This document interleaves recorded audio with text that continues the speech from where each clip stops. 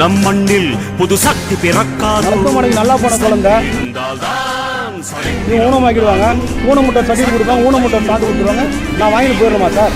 Sir அதுக்கான நடவடிக்கை, என் குழந்தைக்கான நடவடிக்கை எதுவுமே இல்லை சார். காவல்துறை கலங்கப்பட்டு, அதனால இந்திய அரசுகிட்ட என்னையும் என் பொண்ணையும் கருணை கொலைக்கு பரிந்துரை செய்யுங்க அப்படின்றது என்னுடைய. எழுத வேண்டும் புதிய இந்தியா.